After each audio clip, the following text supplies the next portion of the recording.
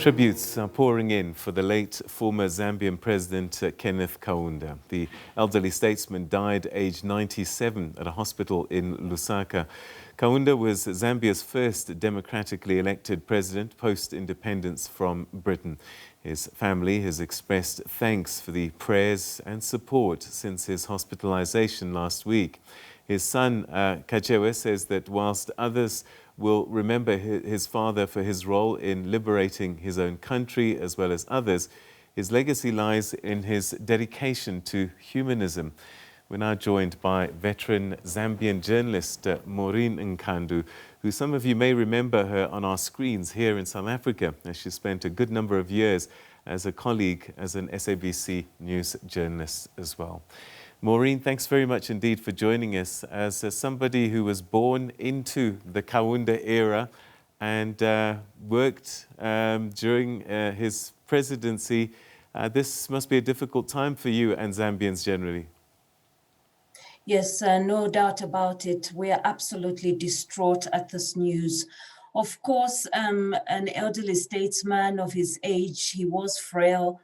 We knew that this would come one day. But, you know, just like it was in South Africa with former President Nelson Mandela, I think we all selfishly just wanted him to be there forever because of the stature that he carried and, you know, his legacy as well in the country. So obviously a lot of people are devastated. I'm particularly feeling very bad about this because I met Dr. Kaunda when I was a very young journalist. I interviewed him a lot of times, in fact, on some occasions for the SABC when I worked for the SABC. Covering African news, and also just spent a number of times and occasions with him. I've written extensively about my journalistic encounters with the former president and some of the things that he mentioned and spoke about his legacy and his reflections on his political career. So it's really a time of reflection. It's a time to mourn, naturally, because it's very sad, but it's also a time for us to celebrate the greatness of this great giant of Africa. And it's quite a story to tell. Somebody who has lived for so long and has been part of so much history. But as you look back and perhaps putting on your journalist hat and also maybe personal thoughts, what would you say is the story of KK? Well, Dr. Kaunda's story is a very interesting one. Obviously, soon after independence from Britain in 1964, he was a very popular leader. He was seen as among the great giants because, you know, the wind of independence, of emancipation was blowing throughout Africa from Ghana's Kwame Nkrumah. And so he was really revered by Zambians and others, especially in Southern Africa. But then things started changing in the mid-1970s when he banned other political parties, and UNIP, the United National Independence Party, became the only party that was governing. Dissent and criticism was obviously silenced, and also owing to the political dispensation that time, in that case, because Zambia, although it was a non-aligned state, was actually more aligned towards the Eastern Bloc that time of the USSR, which is now Russia and China and so on. He nationalized the economy. And so as a young journalist, for me, I joined ZNBC at the time of the one-party rule. It was ZNBC being the equivalent of the SABC. And as a public, well, it was a state broadcaster, we had to toe the line. The story was about one political party, and that was all that was there in the country. Of course, things started changing. One important aspect that I need to mention here is that Dr. Kaunda played a significant role in the liberation of countries in Southern Africa. As you know, the African National Congress was hosted in Zambia at some time, as was SWAPO of Namibia.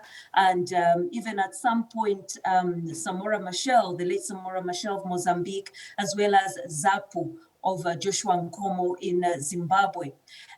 Dr. Kaunda's his motto, his mantra was, Zambia cannot be free if the rest of Southern Africa is not free. So he dedicated a lot of his foreign policy, his military strategies, and so on, to ensuring that, South Africa, apartheid ended in South Africa. And before that, it was the liberation of Zimbabwe, which was Southern Rhodesia at that time, Namibia, and so on.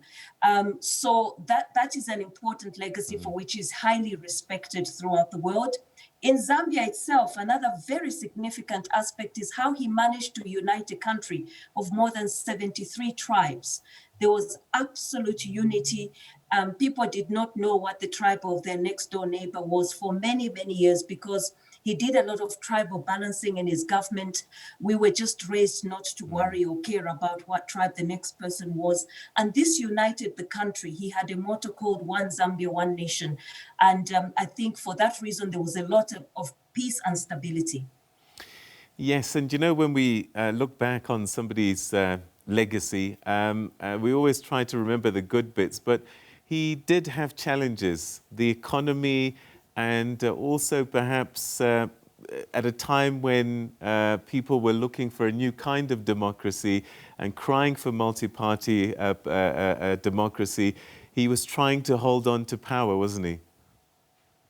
Well, to a certain extent, he was. As you know, he governed for 27 years, but the force was very strong. The movement for pluralism was really growing, not only in Zambia, but as you know, that was the time of the wind of change in Eastern Europe, with USSR fragmenting and Eastern Europe, the Iron Curtain coming down in countries like Romania and so on.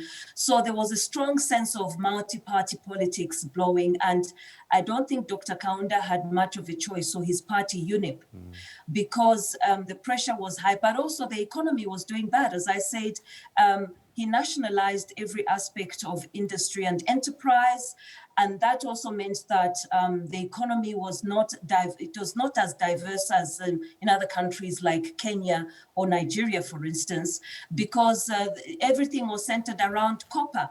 And so copper prices were not doing very well. And you found that there were food shortages in the country, and things were actually beginning to deteriorate a lot, which actually forced a lot of political agitation in the country. And we saw the onset of the movement for multi-party democracy, which was made up of some former members of UNIP who felt that it was now time for a change. And also with the Eastern Bloc, which had supported countries like Zambia, fragmenting and weakening, it meant that the support that he was getting from these countries could not sustain his stay in power in that sense. So obviously things had to change when we had elections in 1991, where he was defeated by former President Frederick Chiluba's MMD party.